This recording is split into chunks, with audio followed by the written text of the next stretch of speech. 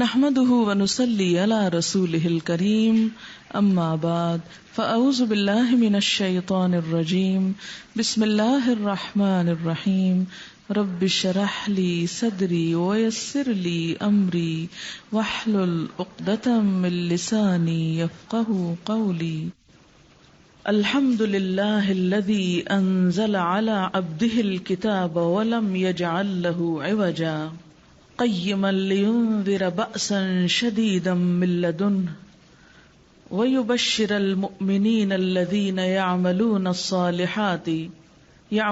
الصالحات أن لهم أجرا حسنا ماكثين فيه أبدا وينذر الذين قالوا اتخذ الله ولدا ما لهم به من علم ولا لآبائهم كبرت كلمة تخرج من أفواههم إن يقولون إلا كذبا فلعلك باخع نفسك على آثارهم إن لم يؤمنوا بهذا الحديث أسفا إنا جعلنا ما على الأرض زينة لها لنبلوهم أيهم أحسن عملا وَإِنَّا لَجَاعِلُونَ مَا عَلَيْهَا صَعِيدًا جُرُزًا أَمْ حَسِبْتَ أَنَّ أَصْحَابَ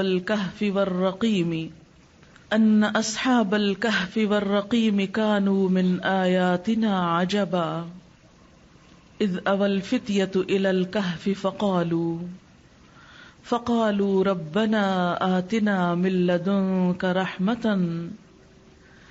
لدنك رحمة وهيئ لنا من امرنا رشدا۔ شروع کرتی ہوں اللہ کے نام سے جو بے انتہا مہربان نہایت رحم فرمانے والا ہے۔ الحمدللہ، سب تعریف اللہ کے لیے ہے، شکر اللہ کے لیے ہے۔ کیوں؟ انزل علی عبدہ الکتاب، کہ اس نے اپنے بندے پر کتاب نازل کی۔ کیسی کتاب؟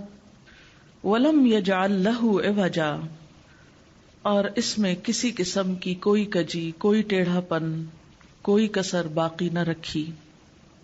کیسی ہے یہ کتاب؟ قیماً، درست یا درست کرنے والی۔ کیوں آئی ہے؟ لِيُنذِرَ بَأْسًا شَدِيدًا، تاکہ خبردار کرے شدید انجام سے، من لدن، اس کے پاس سے۔ اور کس لیے؟ وَيُبَشِّرَ الْمُؤْمِنِينَ، اور خوشخبری دے مومنوں کو۔ کون سے مومن؟ الَّذِينَ يَعْمَلُونَ الصَّالِحَاتِ، جو نیک عمل کرتے ہیں، اچھے کام کرتے ہیں۔ کس بات کی خوشخبری؟ أَنَّ لَهُمْ أَجْرًا حَسَنًا، کہ ان کے لیے اچھا اجر ہے، عمدہ اجر ہے۔ کیسا اچھا؟ کہ ماکثین فیہ ابدا، جس میں وہ ہمیشہ ہمیشہ رہنے والے ہیں۔ وہ بہترین بدلہ جس کی کوئی انتہا نہیں۔ اور کس لیے آئی ہے یہ کتاب؟ وَيُنذِرَ الَّذِينَ، اور ان لوگوں کو خبردار کر دے جنہوں نے قالوا کہا، کیا کہا؟ اتخذ اللہ ولدا، کہ اللہ نے ایک بیٹا بنا رکھا ہے۔ کیسی ہے ان کی یہ بات؟ ما لہم بہ من علم، انہیں اس بات کا کوئی علم نہیں، اس بات کی کوئی حقیقت نہیں۔ ولا لآبائہم، اور نہ ان کے آباء و اجداد کو، اس بات کی کوئی دلیل نہ ان کے اپنے پاس ہے، اور اگر یہ اپنے آباء و اجداد کی پیروی کرتے ہیں تو ان کے پاس بھی کوئی نہ تھی۔ اور یہ بات کیسی بات ہے؟ کبرت کلمتن، بہت بڑی بات ہے۔ تخرج من افواہہم، جو ان کے منہوں سے نکلتی رہتی ہے۔ اس بات کی حقیقت کیا ہے؟ ان یقولون الا کذبا، وہ محض جھوٹ کہہ رہے ہیں، یہ بات بالکل جھوٹی ہے، اس میں کچھ بھی حقیقت اور سچائی نہیں۔ فلعلک باخع نفسک، شاید آپ اپنے آپ کو ہلاک کر ڈالنے والے ہیں، علی آثارہم، ان کے آثار پر، ان کے پیچھے، کن کے پیچھے؟ نہ ماننے والوں کے پیچھے، سچائی کو تسلیم نہ کرنے والوں کے پیچھے. ان لم یؤمنوا بہذا الحدیث اسفا، اگر وہ اس بات کو نہ مانے تو افسوس کر کر کے آپ اپنے آپ کو گھلا ڈالنے والے ہیں. لیکن اگر وہ نہیں مانتے تو یاد رکھیں انا جعلنا ما علی الارض زینۃ لہا، کہ روئے زمین پر جو کچھ بھی ہے اسے ہم نے زمین کی خوبصورتی کا ذریعہ بنایا ہے. دنیا کی یہ بہاریں اور اس زمین پہ پائی جانے والی ساری نعمتیں جس سے یہ فائدہ اٹھا رہے ہیں، یہ بس دنیا کی خوبصورتی ہیں. یہ سب کچھ کیوں بنایا گیا؟ لنبلوہم، تاکہ ہم ان کو آزمائیں، ان کی آزمائش کریں. کس بات میں آزمائش؟ کیا امتحان؟ ایہم احسن عملا، کہ ان میں سب سے اچھے عمل کون کرتا ہے، اچھے کام کس کے ہیں. پھر کیا ہوگا اس کا انجام؟ وَإِنَّا لَجَاعِلُونَ مَا عَلَيْهَا صَعِيدًا جُرُزًا، کہ اس زمین پر جو کچھ ہے ہم اسے ایک ہموار صاف میدان کر ڈالنے والے ہیں. یہ سب کچھ ایک دن ختم ہو کر رہ جائے گا، اور ایسا ختم ہوگا کہ اس کا نشان بھی باقی نہ رہے گا. ام حسبت ان اصحاب الکہف والرقیم، کیا تم سمجھتے ہو کہ غار اور کتبے والے کانوا من آیاتنا عجبا، وہ ہماری عجیب نشانیوں میں سے تھے. ہاں وہ تھے. اذ اوى الفتية الى الكهف، جب چند نوجوانوں نے غار کی طرف پناہ لی. فقالوا، پھر کہنے لگے، ربنا، اے ہمارے رب، آتنا من لدنک رحمہ، ہمیں اپنے پاس سے رحمت عطا کر. وہیئ لنا من امرنا رشدا، اور ہمارے کام میں ہمارے لیے راہ یابی کو آسان کر دے، راستہ پانے کو آسان کر دے، ہمارے معاملات میں ہمیں صحیح رہنمائی عطا کر دے. یہ ابتدائی 10 آیات جن کے بارے میں صحیح حدیث میں آتا ہے کہ جو شخص ان کو یاد کرے، یعنی زبانی یاد کرے اور ان کو پڑھے گا، یعنی محض یاد ہی نہ کر لے، ان کو پڑھے، وہ فتنہ دجال سے محفوظ رہے گا.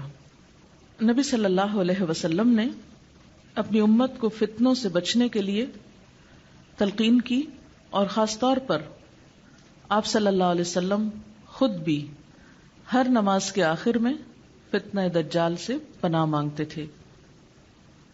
دجال کی جو بھی حقیقت ہے، جب بھی اس کی آمد ہے، اسے اللہ ہی خوب جانتا ہے. لیکن ہر نبی نے اپنی امت کو اس سے خبردار کیا، اور حضور صلی اللہ علیہ وسلم نے بھی. اگر ہم دجال کو ایک اہم واقعہ قرار دیں، ایک اہم شخص قرار دیں، تو وہ اپنی جگہ ایک الگ بات ہے. لیکن اگر ہم دجال کے لفظی معنوں پر جائیں تو یہ لفظ دجل سے نکلا ہے، جس کا معنی ہوتا ہے جھوٹ، ملمہ سازی، جس کا معنی یہ ہے کہ کسی چیز کی اصل حقیقت کو بھول جانا، اس کی اصلیت کو نہ جاننا اور اس کی ظاہریت پر جانا. انسان کا جھوٹ اور فریب کا اس طرح شکار ہو جانا کہ حالات، واقعات اور چیزوں کی اصلیت سے انسان بے خبر ہو جائے. دجل اور فریب کا یہ کاروبار ہر دور میں رہا ہے. دجال ایک بہت بڑا دھوکے باز ہوگا، لیکن اس کے آنے سے پہلے دنیا میں ہر طرف دھوکہ بازی نظر آتی ہے، اور سب سے بڑھ کر انسان خود اپنے آپ کے بارے میں دھوکے میں مبتلا ہے. اپنی حقیقت کے بارے میں، اپنی حیثیت کے بارے میں، اپنے آغاز کے بارے میں، اپنے انجام کے بارے میں، دنیا کی حقیقت کے بارے میں. اس پوری صورت کے اندر اسی مرض کا علاج ہے. جو شخص بھی جھوٹ اور فریب کی دنیا سے نکل کر، غیر حقیقی دنیا سے نکل کر حقیقت کو سمجھنا چاہتا ہے، تو اس کے لیے ضروری ہے کہ وہ اس کتاب سے رجوع کرے. اسی لیے ہم دیکھتے ہیں کہ ان آیات کے شروع میں اللہ تعالیٰ کی حمد و تعریف بیان کی گئی کہ الحمدللہ، اللہ کا شکر ہے. عام طور پر انسان جب کسی بھی چیز کی حقیقت سے آگاہ ہوتا ہے تو اس کے دل کے اندر ایک شکر کے جذبات پیدا ہوتے ہیں کہ شکر ہے مجھے معلوم ہو گیا، شکر ہے میں نے جان لیا، اگر پتہ نہ چلتا تو میں تو مارا جاتا. تو الحمدللہ، سب شکر اللہ کے لیے، سب تعریف اللہ کے لیے. اور خاص طور پر کس بات پر تعریف؟ سب نعمتوں پر، لیکن سب نعمتوں میں سے بڑی نعمت قل بفضل اللہ وبرحمتہ فبذلک فلیفرحوا ھو خیر مما یجمعون. کہہ دیجئے کہ اللہ کے فضل اور اس کی رحمت پر چاہیے کہ یہ خوشیاں منائیں، یہ ہر اس چیز سے بہتر ہے جسے لوگ سمیٹ رہے ہیں.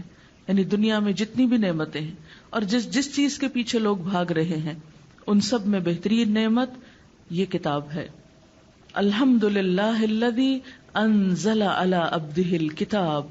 تو اللہ کی تعریف اور اللہ کا شکر خاص طور پر اس بات پر کہ جس نے اپنے بندے پر یہ کتاب اتار دی. اگر وہ نہ اتارتا، ہمیں اپنے آغاز اور انجام کا علم نہ ہوتا، تو ہم کتنے بڑے دھوکے میں مبتلا ہو جاتے اور کتنے بڑے نقصان سے دوچار ہوتے. اور کتاب بھی ایسی اتاری کہ وَلَمْ يَجْعَلْ لَهُ عِوَجًا، جس میں کسی قسم کا کوئی ٹیڑھا پن نہیں، کوئی غلطی نہیں، کوئی کمی نہیں، کوئی کجی نہیں، کوئی کسر نہیں. ہر سوال کا جواب اس میں موجود ہے، ہر بات کی حقیقت کو کھول کر بیان کر دیا گیا جو بھی انسان کے لیے ضروری تھی.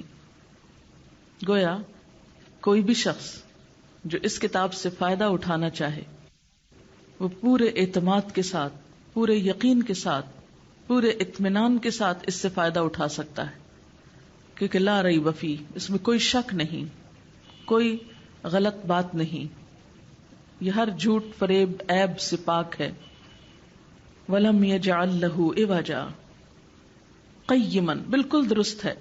اور قیم درست رکھنے والی ہے، یعنی خود بھی درست ہے، اور جو شخص اس سے اپنا تعلق ہموار کر لے، اس کو پکڑ لے، اس کے حالات بھی درست کر دیتی، اس کی سمت بھی، اس کی ڈائریکشن بھی درست کر دیتی، اس کے انجام کو درست کر دیتی.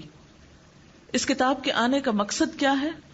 لِيُنذِرَ بَأْسًا شَدِيدًا مِّن لَّدُنْهُ، تاکہ اللہ تعالیٰ اپنے بندوں کو برے انجام کے لیے، جو اس کی نافرمانی کریں، جو جھوٹ اور فریب میں زندگی گزاریں، ان کو بالآخر جو بہت بڑے عذاب کا سامنا کرنا ہے اس سے پہلے ہی خبردار کر دے، اس سے پہلے کہ لوگ دھوکے میں خود کو مبتلا رکھ کے اس شدید انجام کو پہنچے، بأسن شدیدن کو، اس کے بارے میں یہ انہیں دنیا میں ہی خبردار کرنے والی ہے. بہت بڑا علام ہے، بہت بڑی آگاہی ہے. وَيُبَشِّرَ الْمُؤْمِنِينَ الَّذِينَ يَعْمَلُونَ الصَّالِحَاتِ، اور اس کے ساتھ ساتھ یہ کتاب خوشخبری بھی دیتی ہے، صرف ڈراتی ہی نہیں بلکہ خوشخبری بھی دیتی ہے. لیکن خوشخبری کس کے لیے ہے؟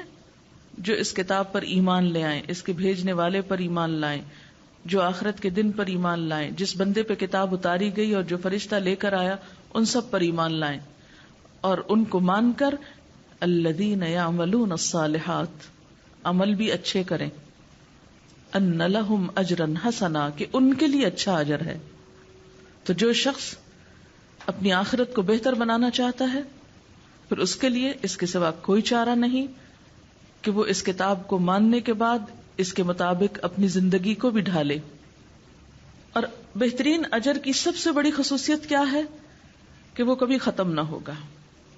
دنیا میں بہت ساری چیزیں بہت اچھی لگتی ہیں انسان کو، اور انسان چاہتا ہے کہ وہ اس سے کبھی جدا نہ ہو، الگ نہ ہو.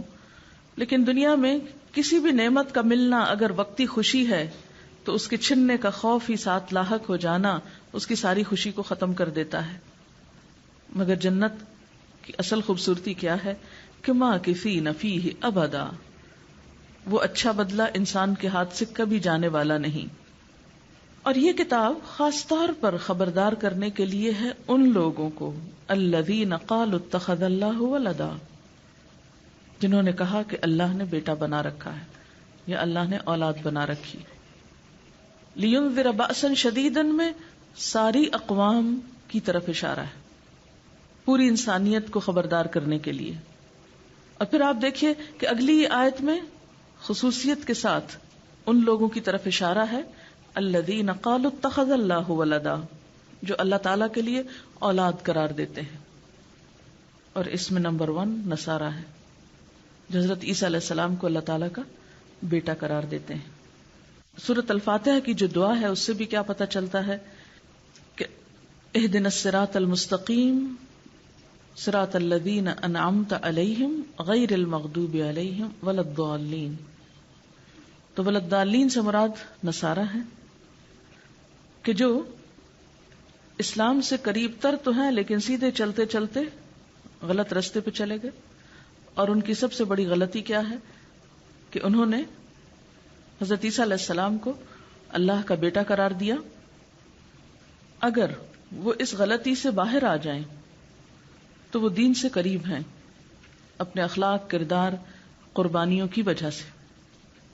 قرآن پاک کا یہ حکم تو 1400 سال سے ہے، جو ہمیں ہماری ذمہ داری یاد کروا رہا ہے کہ ہمیں دین کے اس پیغام کو خاص طور پر ان لوگوں کی طرف لے کر جانا ہے، لیکن ہم اپنی اس ذمہ داری سے غافل ہیں. اگرچہ اس آیت سے مراد سارے ہی مشرکین ہو سکتے ہیں جو اللہ تعالیٰ کی اولاد قرار دیں، لیکن اس وقت بھی آپ دیکھیں کہ دنیا میں تعداد کے اعتبار سے جو مذہب سب سے زیادہ پھیلا ہوا ہے وہ نصارہ ہی کا ہے. اور دنیا میں میجورٹی جو اسلام کی طرف مائل ہوئی وہ بھی انہی لوگوں میں سے ہیں. اور اگر ہم اپنا یہ فریضہ ادا کریں اور اس کے لیے کوشش کریں وَيُنذِرَ الَّذِينَ قَالُوا اتَّخَذَ اللَّهُ وَلَدًا، یعنی دعوت و تبلیغ کا کام صرف مسلمانوں کے لیے نہیں ہے، ان اقوام کے لیے بھی ہے کہ جو بنیادی طور پر مسلمان ہی تھی لیکن وقت کے گزرنے کے ساتھ ساتھ اپنے اصل سے بھٹک کر دوسری طرف نکل گئی، اور جن کے دل بھی مسلمانوں کے لیے نرم ہیں بنیادی طور پر، اور خاص طور پر ان میں سے جو قسیسین اور رہبان ہیں.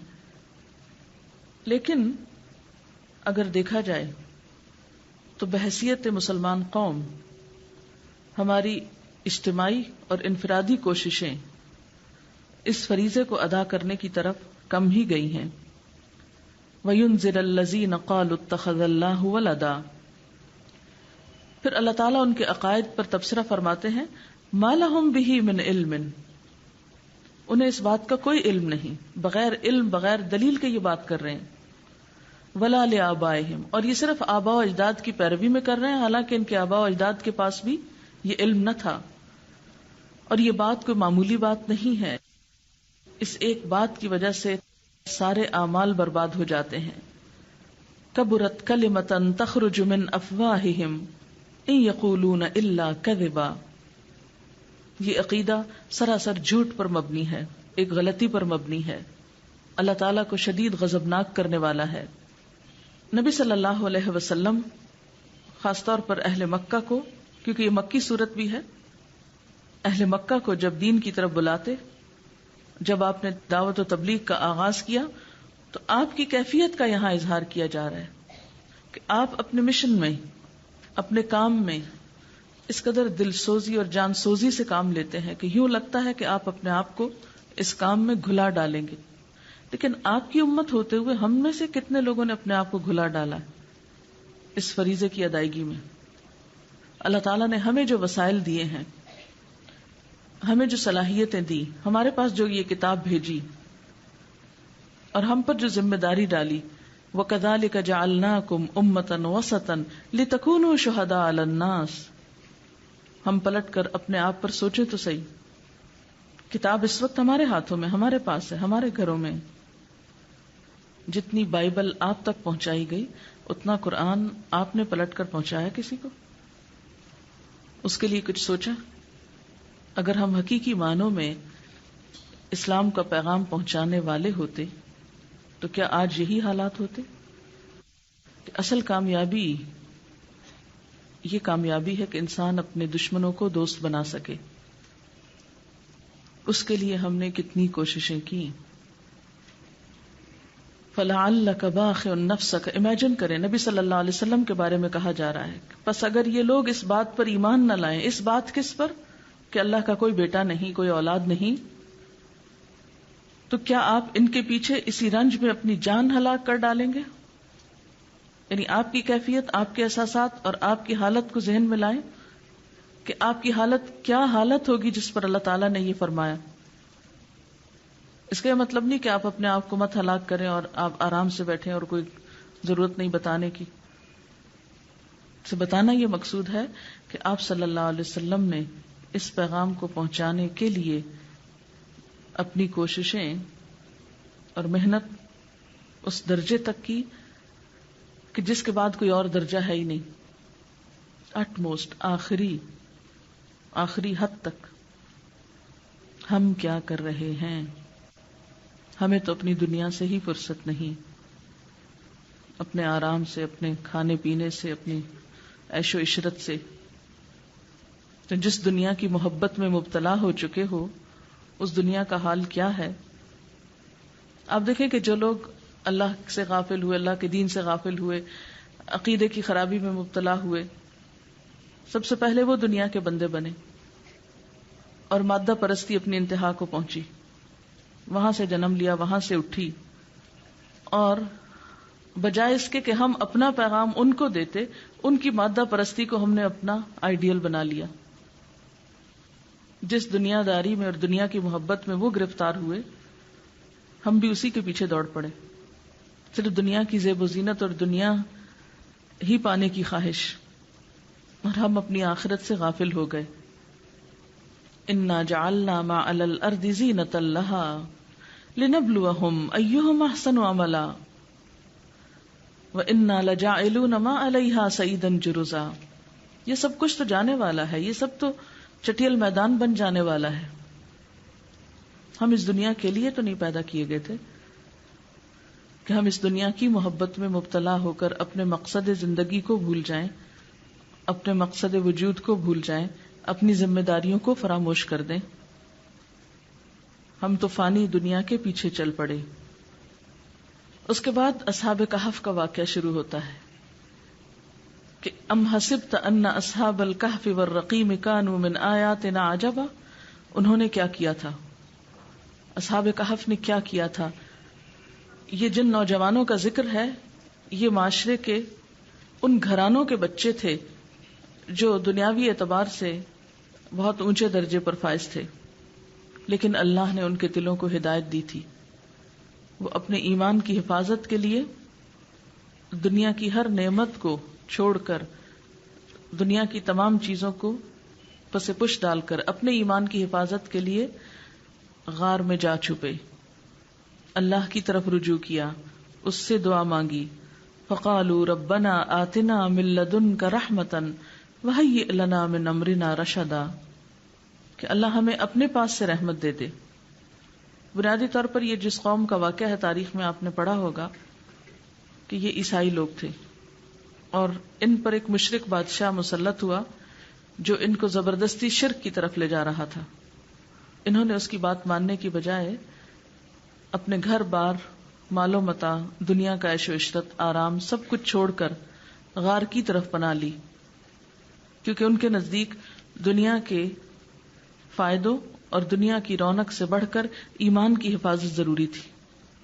اذ اوى الفتية الى الكهف، اور وہاں پہنچ کر انہوں نے کیا کہا، فقالوا ربنا آتنا من لدنک رحمہ، اللہ تیری رحمت چاہیے، تیرے بھروسے، تیرے سہارے پر سب کچھ چھوڑ دیا ہے، تو ہماری رہنمائی فرما کہ اب ہمیں کیا کرنا چاہیے۔ تو دو میں سے ایک آپشن ہے، ایک تو یہ کہ وہ پیغام پہنچائیں، اور اگر حالات ایسے ہوں کہ پیغام پہنچانے کی بجائے اپنے ایمان کو خطرہ ہو تو پھر ہر چیز سے الگ ہو کر اپنے ایمان کی حفاظت اور اللہ کی طرف رجوع، کیونکہ کسی بھی قیمت پر اپنے ایمان کو قربان نہیں کیا جا سکتا، اسے نہیں چھوڑا جا سکتا، کیونکہ اس کے بغیر تو پھر آگے خیر نہیں، ہمیشہ کی زندگی کی تباہی اور بربادی ہے۔ اور آخری آیتوں میں وَأَرَدْنَا جَهَنَّمَ لِلْكَافِرِينَ عَرْضًا، جو لوگ کفر کی حالت میں دنیا سے گئے تو ان کے لیے پھر جہنم پیش کی جائے گی، جہنم ان کے سامنے لا رکھی جائے گی، جہنم عرض کی جائے گی، سامنے پیش کی جائے گی. اور پھر آپ دیکھیے کہ یہ کافر کون ہیں؟ الذین کانت اعینہم فی غطاء عن ذکری، جن کی نگاہیں، جن کی آنکھیں میرے ذکر سے پردے میں تھی، جو میری کتاب ہدایت سے غافل تھے. وَكَانُوا لَا يَسْتَطِيعُونَ السَّمْعَ، اور جو سننے کی استطاعت بھی نہ رکھتے تھے. جب آپ حق کا پیغام دنیا کی طرف لے جائیں گے تو یقینی طور پر کچھ لوگ اس کو مانیں گے اور کچھ لوگ دیکھنا بھی نہ چاہیں گے، سننا بھی نہ چاہیں گے. تو ان کو دراصل خبردار کیا جا رہا ہے کہ سن کے تو دیکھو، سنو تو صحیح. اور پھر افحسب الذین کفروا ان یتخذوا عبادی من دونی اولیاء، کیا کافر یہ خیال کیے بیٹھے ہیں کہ میرے سوا وہ میرے بندوں کو اپنا حمایتی بنا لیں گے؟ یعنی اگر ہدایت کی طرف نہیں آئیں گے تو وہ یہ سمجھتے ہیں کہ دنیا بھر کے لوگوں کو اپنا مددگار بنا کے اللہ کے مقابلے میں جیت جائیں گے.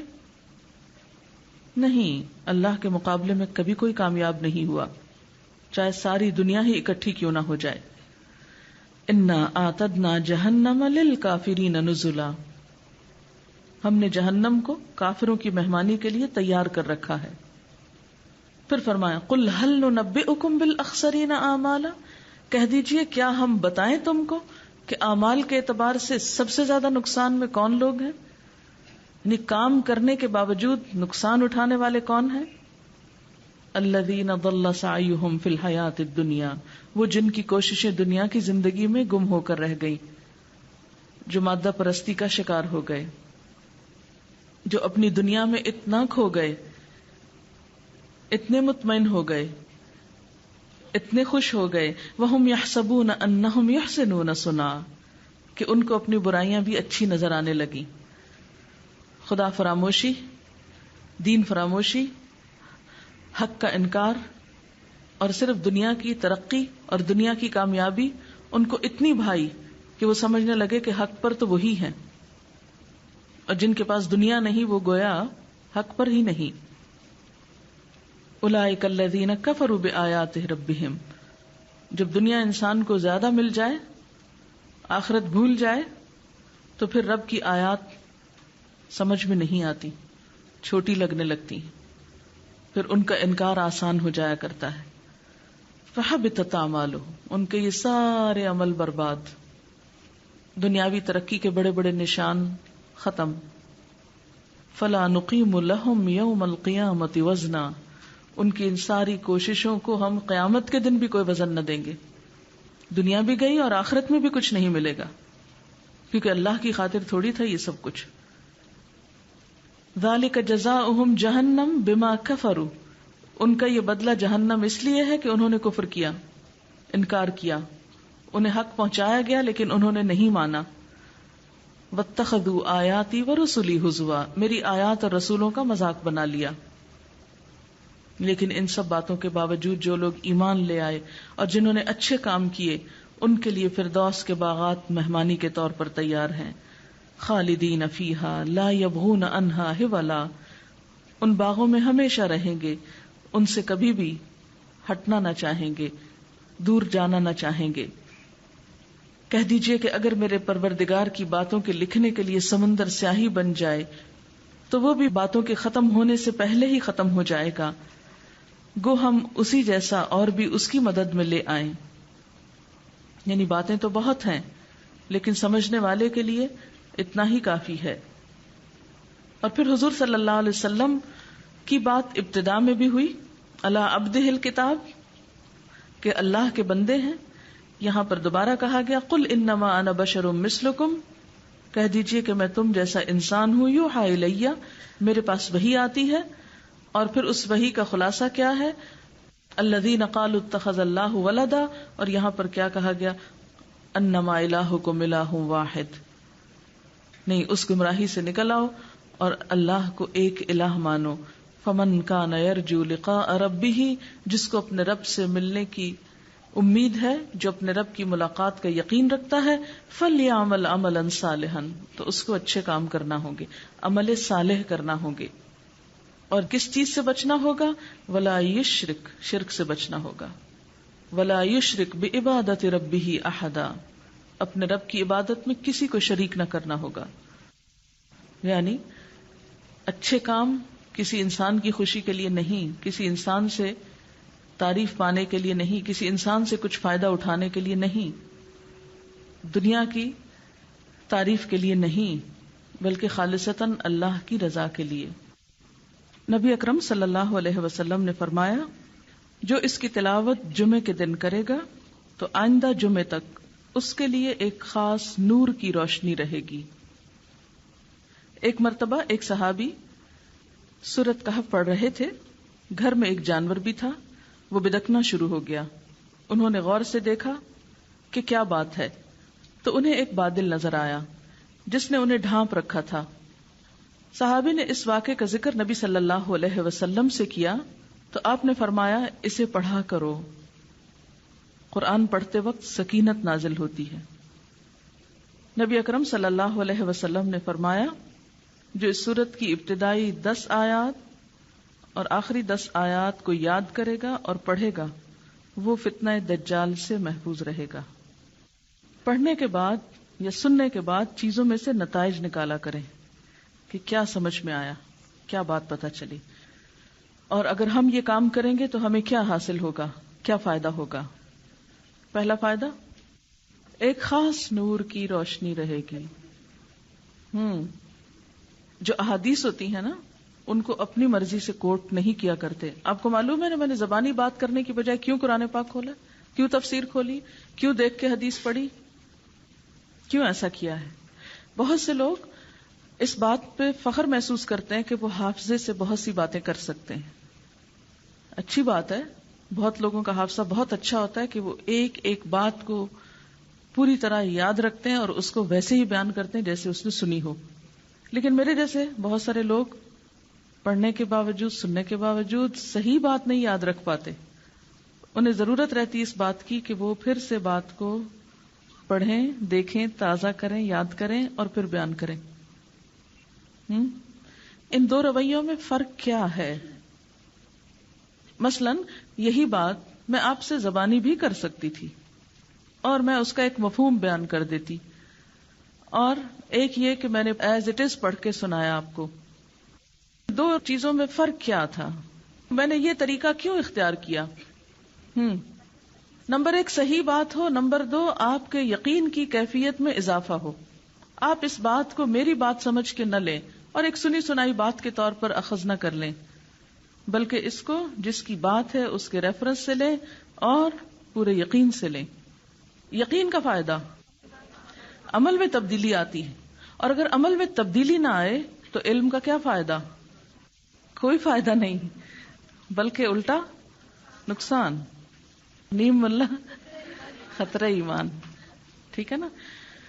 ہمارا حال یہ ہے کہ ہم خطرہ ایمان میں مبتلا رہتے ہیں کیونکہ دین کے بارے میں یقین کی کیفیت سے دوچار نہیں ہوتے. جب یقین ہوتا ہے تو انسان کے دل کی حالت بھی مختلف ہوتی ہے، انسان کا رویہ بھی، عمل، ہر چیز مختلف ہو جاتا ہے.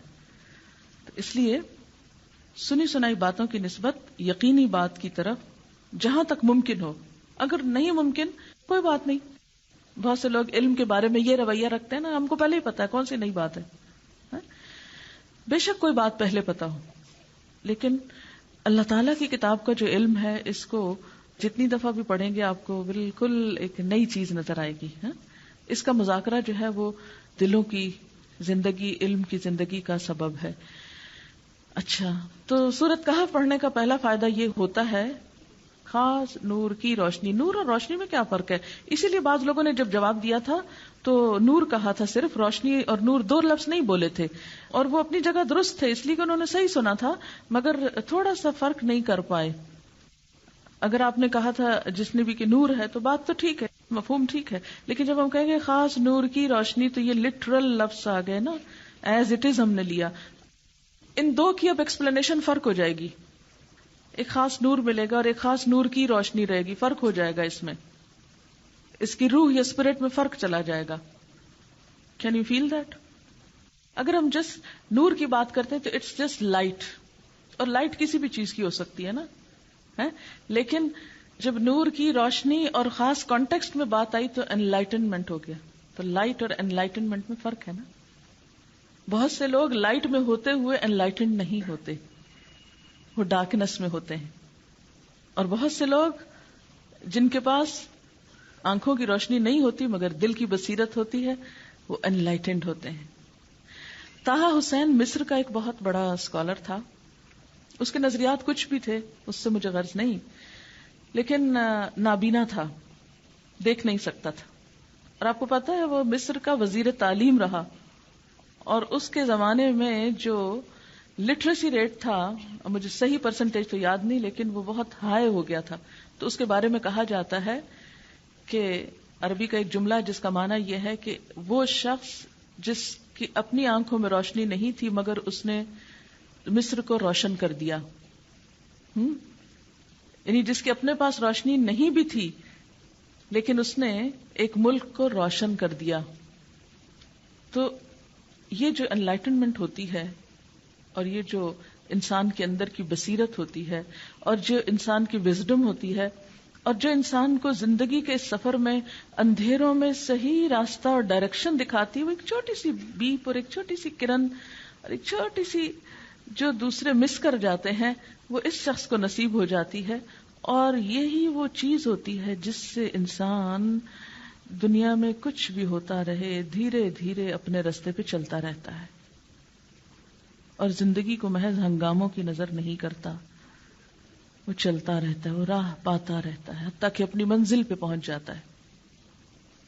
تو سورۃ کہف کا پڑھنے والا جو ہے ایک جمعے سے دوسرے جمعے تک، یعنی چونکہ ہر جمعے کی بات کی گئی تو پھر وہ دہرانا اور تازہ کرنے والی بات ہے نا. کیونکہ اگر آپ ایک دفعہ پڑھ لیں تو آپ کو وہ خاص روشنی نصیب نہیں ہوگی. ایک دفعہ کی بات تو ایک دفعہ کی ہے، لیکن ہر جمعہ پڑھنے سے ایک سے دوسرے جمعے تک حالات بدلیں گے، پھر نئے حالات ہوں گے، پھر نئی روشنی ملے گی، پھر نیا پھر نیا پھر نیا، وہ بصیرت بڑھتی چلی جائے گی. تو اس لیے شرط ہے کہ ہر جمعے پڑھو اس کو. ٹھیک ہے. دوسرا فائدہ کیا بتایا گیا تھا اس میں، اگر آپ کو یاد ہو، سکینت نازل ہوتی، ایک سکون اترتا ہے جس گھر پہ جس جگہ پہ یہ پڑھی جاتی. ظاہر ہے جو انسان پڑھے گا اس پر بھی یہ کہا گیا نا کہ الا ان اولیاء اللہ لا خوف علیہم ولا هم يحزنون. سنو اللہ کے دوستوں کو نہ کوئی خوف ہوتا ہے نہ غم ہوتا ہے. تو کیا دنیا میں خوف اور غم کوئی نہیں جو ان کو نہیں ہوتا؟ اگر اندر سکینت ہے تو باہر کا موسم بہت اثر انداز نہیں ہوتا، انسان کا بیلنس نہیں بگڑتا اندر کا. لیکن اگر اندر کی دنیا لٹی ہوئی ہو تو باہر کتنا بھی چین ہو وہ تو موت کا سکون نظر آتا ہے پھر، اگر اندر بے چینی ہو.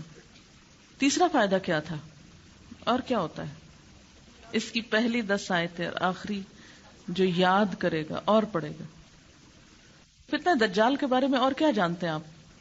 ہر نبی نے اپنی امت کو اس فتنے سے بچنے کے لیے کہا تھا، اور نبی صلی اللہ علیہ وسلم نے بھی اپنی امت کو اس فتنے سے بچنے کی تلقین کی تھی. نماز کے آخر میں دعا جو مانگی گئی اس میں یہ بھی ہے نا، اعوذ بک من فتنۃ المسیح الدجال. آج کل میرا معمول یہ ہے کہ میں دن کی ایک نماز میں کم از کم ان آیتوں کو پڑھ لیتی ہوں. اگر آپ پڑھیں اور پھر آپ ڈفرنس دیکھیں گے اپنی نماز میں بھی اور ہر نئی خبر سننے کے بعد اپنے اندر بھی، کیونکہ ہر نئی خبر ایک نئی پریشانی میں مبتلا کر رہی ہے نا. تو بہت سی چیزیں انسان کے بس میں نہیں ہوتی بدلنی، ہم چاہیں بھی تو کوشش کر سکتے ہیں لیکن بدل نہیں سکتے. اس کا یہ مطلب نہیں کہ اگر ہم بدل نہیں سکتے تو ہم کوشش بھی نہ کریں.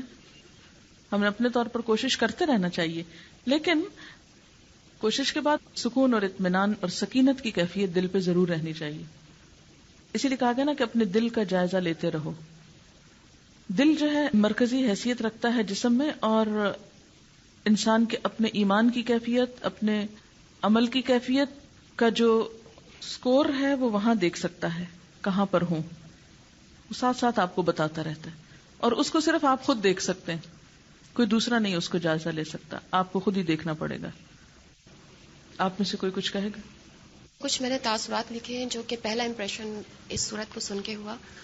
پہلا تاثر یہ تھا کہ قرآن کی یہی صورت کیوں منتخب کی گئی. ایک دم سے جیسے تمام کے تمام سینسز جو ہے وہ جاگ اٹھے. ایسا لگا جیسے کسی نے چونکا دیا ہو، اور یہ ایک حیرت انگیز تاثر تھا. یوں محسوس ہو رہا تھا جیسے کہ روح کے اندر تک ایک ٹھنڈک اور سکون کا احساس ہو رہا ہو. دوسرا تاثر یہ تھا، یوں محسوس ہوا جیسے کہ ہم سب میدان حشر میں کھڑے ہیں لوگوں کے ہجوم کے درمیان، اور اللہ تعالیٰ کے سامنے جواب دہی کا احساس ہونے لگا. اور یوں محسوس ہوا جیسے کہ یہ آیات وہاں میدان حشر میں پڑھ کر سنائی جا رہی ہوں. تیسرے دن یہ تاثر اور شدید تھا. میدان حشر میں اپنی موجودگی کے ساتھ یہ تاثر بھی شدید ہوتا گیا کہ جیسے جنت اور دوزخ دونوں میرے سامنے ہیں، دونوں ہی میری دسترس میں ہیں. اور یہ آیات گویا اللہ تعالیٰ کی طرف سے کھلی دعوت ہے کہ دونوں دروازے کھلے ہیں، جس میں چاہے داخل ہو جاؤ، جس کو چاہے اپنا ہمیشگی کا گھر بنا لو. اس احساس نے پھر جگایا کہ اگر اللہ تعالیٰ کی طرف سے دونوں راستوں یعنی جنت اور دوزخ کے راستوں کا پورا اختیار دیا گیا ہے تو یقیناً ان آیات میں ہڈن میسیجز ضرور ہوں گے.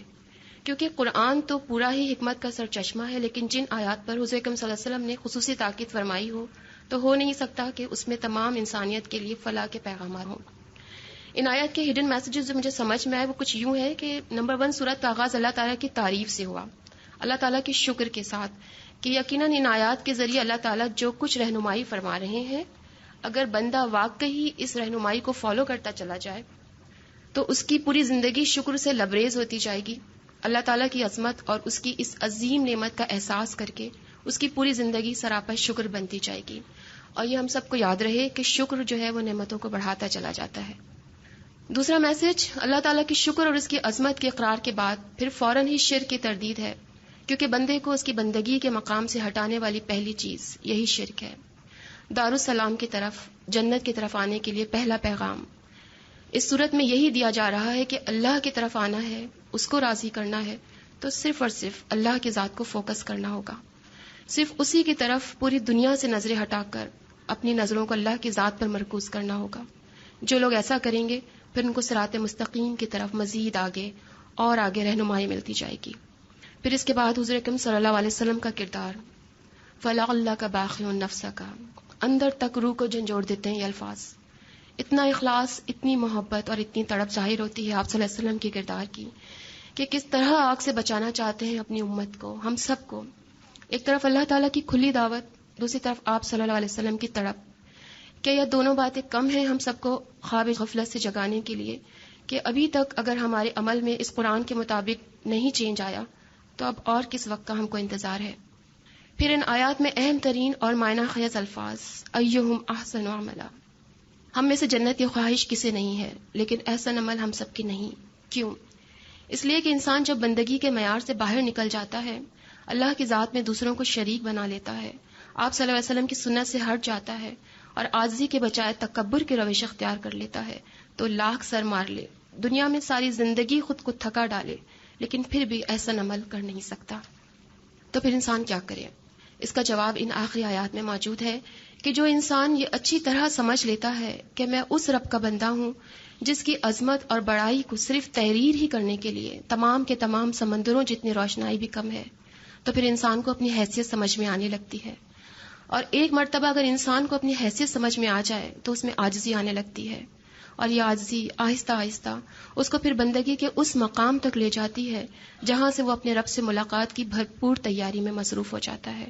اور یہی سبق ہم سب کے لیے بھی ہے کہ حالات کیسے بھی ہوں، اپنے رب سے ملاقات میں، اس کی تیاری میں اس وقت تک مصروف رہنا ہے جب تک کہ اپنے رب کے پاس واپسی کا وقت نہیں آ جاتا، جب تک کہ زندگی کی مدت ختم نہیں ہو جاتی.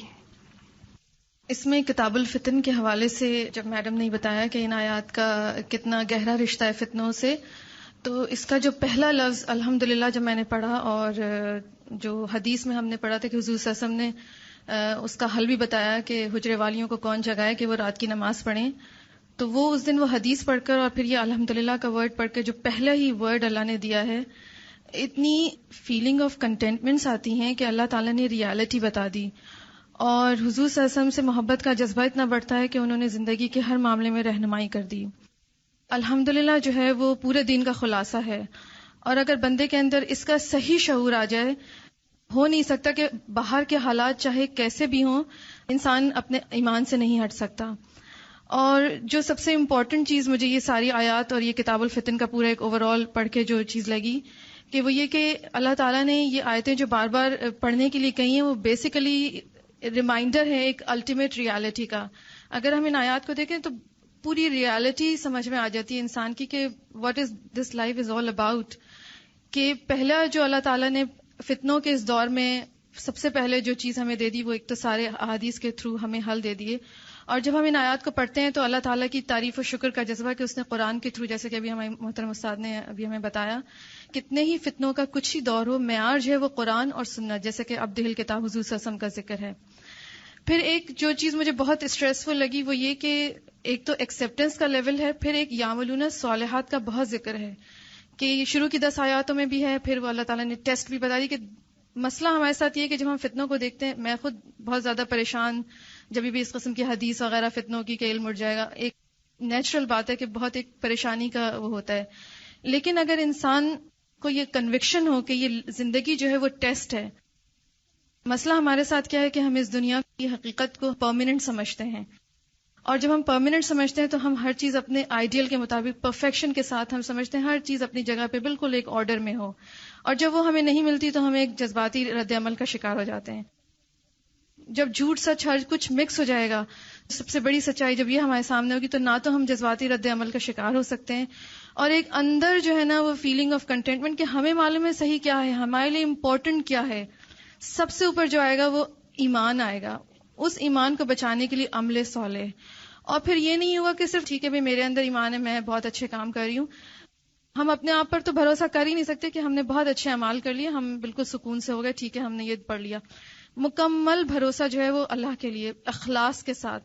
اور پھر یہ جو اینڈ کی آیات ہیں، اس میں ایک وہ جو آیت ہے قل هل ننبئکم بالاخسرین اعمالا، اس میں یہ دیکھیے ایک تو اخسرین وہ لوگ یعنی سپرلیٹو ڈگری اخسرین کی ہے، اور یحسنون سمجھتے تھے وہ اپنے اعمال کو.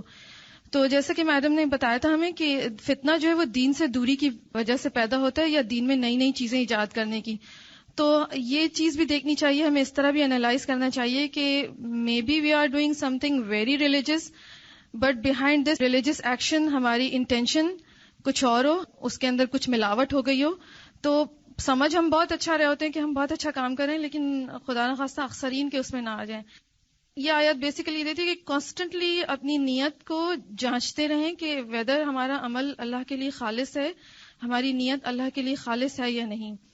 پھر اینڈ کی جو آیات ہیں وہ اگین وہ اسی ریالٹی کی طرف لے جاتی ہیں کہ قرآن کی ایک الہ کو ماننا، پھر سنت اور اللہ تعالیٰ سے ملنے کی آرزو. اور یہ جو ہے نا وَلَا يُشْرِكْ بِعِبَادَةِ رَبِّهِ أَحَدًا، عبادت جو ہے اس کے معنی اگر آپ لوگوں کو یاد ہو تو اس میں اطاعت، غلامی، بندگی، ایک لائف لانگ سروس جو اللہ سبحانہ و تعالیٰ کو مقصود ہے، کہ اس اطاعت و بندگی اور غلامی اور اپنی محبت کی انتہا میں کوئی بھی شریک نہیں ہونا چاہیے، انسان کا اپنا نفس نہیں. تو مین اللہ تعالیٰ کو مقصود یہی ہے. تو مجھے یہی لگتا ہے کہ فتنوں کے حوالے سے کہ جب ہم ان چیز کو ریپیٹ کرتے ہیں ہمیں ایک ریمائنڈر رہتا ہے ریالٹی کا کہ ریالٹی کیا ہے، معیار کیا ہے، ہمیں کس کی طرف پلٹ کر جانا ہے. تو کنٹینٹمنٹ آتی ہے، کنٹینٹمنٹ سے ہم جذباتی رد عمل سے بچتے ہیں، کیونکہ جذباتی رد عمل اسی وقت ہوتا ہے جب ہم انٹرنلی انسیکیور ہوتے ہیں، ہمیں نہیں پتا ہوتا کہ ہمیں کیا کرنا ہے، کیا چیز حقیقت ہے، معیار کیا ہے، کس کی طرف دیکھیں. جب یہ ریمائنڈر ہوتا رہے گا، اس کی ڈیپتھ میں جاتے جائیں گے، ہم اس کو سمجھتے جائیں گے، تو ہم ایک جذباتی ری ایکشن سے بچیں گے، اور اختلاف کی صورت میں یا کنفیوژن کی صورت میں اصل سورس کی طرف قرآن و سنت کی طرف ہی رجوع کریں گے. جب ہم لوگ یہ ریپیٹڈلی آیتس پڑھ رہے تھے، اور ہم پہلے بھی یہ ورڈز جو ہیں وہ کئی دفعہ پڑھ چکے ہیں، لیکن جب تک کہ ہم لوگ اس کے اوپر غور نہ کریں، جب تک کہ ہمارے اوپر کوئی چیز تھوپی نہ جائے، میرے خیال سے ہم لوگ وہ نہیں کرتے. تو جب ہم لوگ کو یہ دیا گیا، ہمیں بار بار ریپیٹ کروائی گئی، تو فرسٹ تھنگ جو میرے کلک کی جو ورڈز وہ تھے الحمدللہ. یعنی کہ اللہ تعالیٰ جب کوئی بہت امپورٹنٹ چیز انسان کو دینا چاہتا ہے، اس کی جو ابتدا ہوتی ہے وہ ہمیشہ اللہ تعالیٰ کی جو حمد و ثنا سے ہوتی ہے. جیسے قرآن کی جب ابتدا ہوئی تو قرآن کا پہلی سورت کا پہلا لفظ یہی تھا کہ الحمدللہ. لیکن انسان اس وقت جو ہے وہ چونک جائے کہ اب آئندہ سے جو آپ کو جو چیز ملنے جا رہی ہے وہ اس کو نیگلیکٹ نہ کرے، بلکہ وہ اس کو صحیح فہم کے ساتھ اور صحیح جیسے الرٹ پورا جو ہے انسان جو ہے وہ اس سے ہو جاتا ہے. پھر دوسرا یہ کہ اس کی جو فرسٹ 2 ورسز ہیں اگر ہم ان پہ غور کریں اور پورے قرآن کے اوپر غور کریں تو پورے قرآن کا جو میسج ہے یا جو ٹاپکس ہیں پورے قرآن میں وہ ہے توحید، رسالت اور آخرت. اور ان 3 ٹاپکس کو اللہ تعالیٰ نے بہت خوبصورتی کے ساتھ ان 2 بگننگ کی جو ورسز ہیں اسی میں ہے نا سمو دیا ہے. آپ دیکھیں تو پہلے توحید ہے، پھر کتاب یعنی کہ رسالت، پھر حضور صلی اللہ علیہ وسلم کا یہ ذکر کہ کیوں بھیجی گئی، اور پھر اینڈ کہ جو نیک لوگ ہیں ان کا اینڈ کیسے ہوگا. پھر اس کے بعد جو اللہ تعالیٰ نے آگے بتایا کہ نیک لوگوں کا انجام جو ہے وہ ایسے ہوگا. پھر حضور صلی اللہ علیہ وسلم کا ذکر ہے کہ قرآن جو ہے وہ کیوں آیا. حضور صلی اللہ علیہ وسلم نے خود ہی اپنے میسج ہے اس کو کس طرح کنوے کیا اور کس طرح ان لوگوں کا انجام بتایا کہ ہے نا کیا ہوگا ان کے ساتھ، اور نیک لوگوں کا کیا ہے، بد لوگوں کا کیا ہے. وہ حدیث ہے جس کا مفہوم ہے کہ حضور صلی اللہ علیہ وسلم کو تو اس لیے بھیجا گیا تھا تاکہ وہ روشنی کریں، روشنی ہو یعنی کہ اسلام پھیلے، دین پھیلے. لیکن کچھ پروانے جو ہیں وہ اس کے اوپر کے آتے ہیں اس لیے کہ وہ جل جائیں، حالانکہ ان کا تو روشنی کا جو ہے وہ مقصد یہ تھا کہ اسلام کی جو ہے نا لائٹ جو ہے وہ زیادہ پھیلے. اور تیسری چیز یہ کہ اللہ تعالیٰ نے جس طرح کی دنیا میں ہر چیز ہمارے لیے بنائی، یہ بتایا کہ صرف اس کے 2 مقصد ہیں کہ ایک تو ہمیں آزمائے اور دوسرا یہ کہ ہم اس سے کیا کام لیتے ہیں. جیسے کہ ہمیں بتایا کہ اللہ تعالیٰ نے اس میں انسان کے ایسٹیٹک سینس کو بھی اپیل کیا، جس جنت کا تصور دیا کہ جنت جو ہے وہ کیسی ہوگی، کتنی خوبصورت ہوگی کہ اس کے اندر سے جو ہے نا وہ نہریں بہتی ہوں گی. آج بھی جب ہم کسی خوبصورت گھر کا اس دنیا میں تصور کرتے تو ہمیں یہی ہوتا ہے نا کہ وہاں باغ بھی ہوں، وہاں نہریں بھی ہوں، بس اس کو پڑھ کے ایسا لگتا ہے کہ اللہ تعالیٰ نے کوئی چیز انسان کے لیے چھوڑی ہی نہیں. بالکل. اس میں آپ بنیادی طور پر آپ دیکھیں نا 2 چیزوں کا میسج ملتا کرنے والے. ایک اپنی زندگی میں عمل صالح کی بات ہے اور باہر کی زندگی میں یعنی دنیا کو پیغام پہنچانے کی بات. آپ دیکھیں ریپیٹڈلی یہ 2 آیتیں ساتھ ساتھ آ رہی ہیں. لِيُنذِرَ بَأْسًا شَدِيدًا مِّن لَّدُنْ. یہ کتاب انسانیت کو سخت عذاب سے خبردار کرنے کے لیے آئی جو آخرت میں آنے والا ہے. ہمیں وہ محسوس کیوں نہیں ہوتا؟ ہمیں کیوں نہیں احساس ہوتا کہ اتنی دنیا جو جہالت میں غلط کام کر رہی ہے اور اس کا نتیجہ خود ہم پہ پلٹ رہا ہے. جو لوگ آج ہمارے سر پہ بم برسا رہے ہیں، اگر ان کے پاس ہدایت پہنچی ہوتی تو دنیا بھی ہمارے لیے عذاب نہ بنتی. ہم نے ان کی آخرت کی فکر نہیں کی، انہوں نے ہماری دنیا بھی تباہ کر دی. تو بات یہ ہے کہ اصل میں قصوروار ہم خود ہیں، مجرم ہم ہیں. ہم نے پیغام کیوں نہیں پہنچایا؟ اگر ہم پیغام پہنچاتے تو کیا ہم دنیا میں اقلیت میں ہوتے؟ ہم مائنورٹی نہیں ہوتے. اور اللہ تعالیٰ کو تعداد سے غرض نہیں ہے، لیکن مشکل یہ ہے کہ ہمارا اپنا ایمان ہی کمزور ہے. ایک روز جب یہ سب کچھ ہو رہا تھا تو رات کو مجھے نیند نہیں آ رہی تھی، اتنی سخت بے چینی تھی مجھے. تو میں سوچنے لگ گئی کیونکہ اللہ تعالیٰ کا وعدہ ہے وَأَنْتُمُ الْأَعْلَوْنَ إِن كُنتُم مُؤْمِنِينَ وَأَنْتُمُ الْأَعْلَوْنَ إِن كُنتُم صَادِقِينَ. تم ہی بلند رہو گے اگر مومن ہو، تم ہی بلند رہو گے اگر سچے ہو. تو میں نے کہا کہ یا اللہ تیری مدد ہمارے ساتھ کیوں نہیں؟ کیوں اس وقت ہم اتنے کمزور ہیں اتنے ہوتے ہوئے بھی کہ ہم میں سے کوئی بھی کچھ کرنے کے قابل نہیں، کچھ بھی. ہم سب صرف باتیں کر رہے ہیں، عملی طور پہ تھوڑا بہت جو بھی ہے یہ کچھ ہے نہیں. کیوں ہے ایسا؟ میں گننے لگی اپنی انگلیوں پہ کہ ہمارے اندر کون کون سی خامیاں ہیں، کون سی خرابیاں ہیں، کون سی اللہ کو ناراض کرنے والی باتیں، انڈیویجولی بھی اور بحیثیت قوم بھی. شرک سے لے کے قتل، زنا، شراب خوری، نشہ، انسانوں کی حرمت پامال کرنا. اب یقین مانے کہ مجھے ایسا لگ رہا تھا جیسے ایک الہامی کیفیت ہوتی نا، ایک کے بعد ایک بات، ایک پوری ریل چل نکلی کہ ہم کن خرابیوں کا شکار ہیں. ہم میں مسلمانوں والی بات کون سی ہے کہ ہم اللہ کی مدد اور اللہ کی رحمت کے مستحق ہوں؟ ہم نے کیا کام کیا ہے اللہ کو راضی کرنے والا؟ من کان یرجو لقاء ربہ فلیعمل عملا صالحا. جس کو اپنے رب سے ملاقات کی امید ہے اسے تو اچھا کام کرنے. ہم نے کون سے اچھے کام کیے ہیں؟ ہمارے میں اچھائی کیا ہے؟ اور خرابیوں کی لسٹ کہیں اینڈ نہیں ہو رہی. یعنی جو بھی آپ کی عقل میں برائیاں آتی ہیں ان سب کو ذرا لکھیں بیٹھ کے، اور پھر ان کے آگے کوشچن مارک رکھیں کہ کون سی ہے ایک جو ہم کہیں نہیں ہماری قوم میں یہ نہیں ہے، ہم مسلمانوں میں یہ نہیں ہے الحمدللہ. اور اس کو دور کرنے کے لیے کوشش کیا ہو رہی؟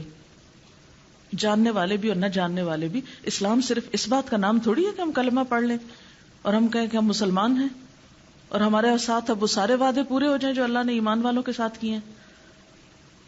ایمان تو انسان کو چین سے بیٹھنے نہیں دیتا. یہ کون سا ایمان ہے جس نے ہمیں دنیا پہ مطمئن کر دیا ہے کہ ہم ٹس سے مس نہیں ہوتے کسی بھی حال میں؟ بے چین ہر شخص ہے، ڈسکشن ہر کوئی کر رہا ہے، بحثیں سب کچھ کر رہے ہیں، تبصرے اور اخباریں پڑھ رہے ہیں، ہائے ہائے کر رہے ہیں، افسوس کر رہے ہیں، غم کر رہے ہیں، کوئی کچھ ہانک رہا ہے، کوئی کچھ ہانک رہا ہے. ہمارے عمل میں کیا تبدیلی آئی؟ یہ سب کوڑے پڑتے ہیں، اللہ تعالیٰ بندوں کو سمجھانے کے لیے ڈالتے ہیں ان پہ. سنبھلو، ہوش میں آؤ. ہم نے کون سی اپنی عادت بدلی؟ آپ صلی اللہ علیہ وسلم نے تو جو فتنوں کا نزول دیکھا تھا تو سب سے پہلے توجہ کی تھی کون ان عورتوں کو جگائے کہ اٹھ کے نماز پڑھیں. کتنے ہم میں سے ایسے ہیں جو نماز نہیں پڑھتے تھے، انہوں نے نماز شروع کر دی ہو. کتنے ایسے تھے انہوں نے حرام کھانا شروع کر رکھا تھا اور انہوں نے ان سارے حالات اور واقعات کے بعد حرام خوری چھوڑی ہو. ہمارے عمل میں تو کچھ تبدیلی نہیں آئی. کس بات کے منتظر ہیں ہم؟ اللہ کو ایسا کوڑا کرکٹ نہیں چاہیے. ہم اس کے دین کو الٹا بدنام کرنے کا سبب ہے اپنی بدعمالیوں کی وجہ سے. اللہ تعالیٰ نہیں کسی قوم کی حالت بدلتا جب تک وہ خود کو نہ بدلے. ہمیں توبہ کی ضرورت ہے، رجوع کی ضرورت ہے، اپنے حال کو بدلنے کی ضرورت ہے، اور جس کے اندر کوئی احساس ہے اسے دوسرے کو احساس دلانے کی ضرورت ہے. محض بحثیں کرنے سے ہماری تقدیر نہیں بدلے گی. کبھی اس کو بلیم کر رہے ہیں، کبھی اس کو کر رہے ہیں، کبھی اس پہ بات بنا رہے ہیں، کبھی اس پہ کر رہے ہیں. دعائیں بھی جب قبول ہوتی ہیں جب ہمارے عمل میں تبدیلی آئے.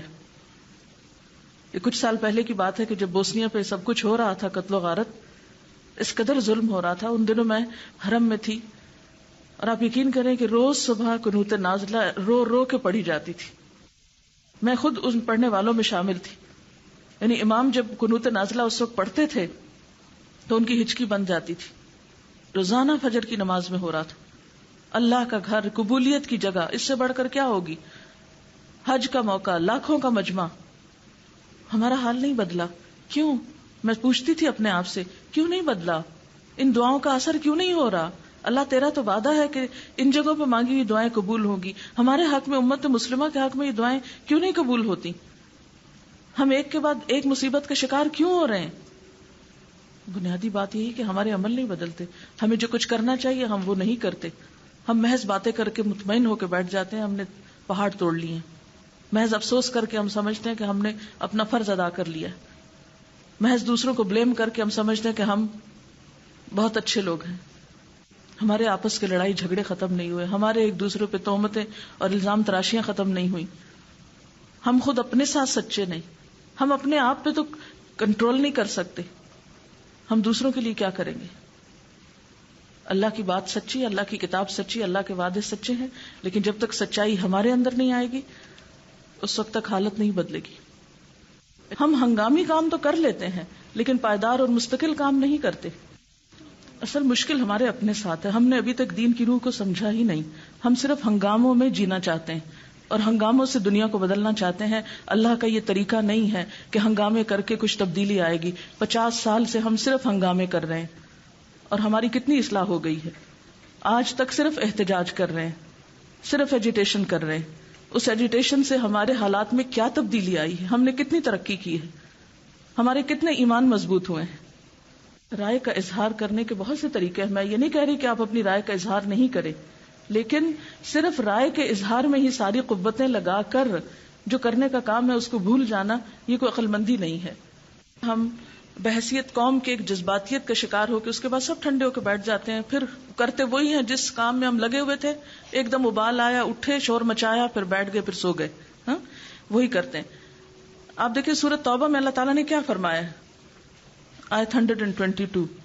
اور مسلمانوں کو یہ نہ چاہیے کہ سب کے سب نکل کھڑے ہوں، سو ایسا کیوں نہ کیا جائے کہ ان کی ہر بڑی جماعت میں سے ایک چھوٹی جماعت جایا کرے تاکہ وہ دین کی سمجھ بوجھ حاصل کریں، اور تاکہ یہ لوگ اپنی قوم کو جبکہ وہ ان کے پاس آئیں ڈرائیں تاکہ وہ ڈر جائیں. ہم اس کام سے تو بالکل غافل ہیں. ہم نے اپنی اصلاح کا کام تو کوئی نہیں کیا. اگر ہماری اصلاح کا کام ہوتا تو کیا آج قوم کی بات ایک نہ ہوتی؟ جب تک ہم یہ کام نہیں کریں گے دوسرے میں بھی کامیاب نہیں ہو سکتے. یہ ہماری بھول ہے. اللہ تعالی ہمیں عمل کی توفیق دے. وآخر دعوانا ان الحمد للہ رب العالمین. سبحانک اللہم وبحمدک نشہد ان لا الہ الا انت نستغفرک ونتوب الیک. والسلام علیکم ورحمۃ اللہ وبرکاتہ.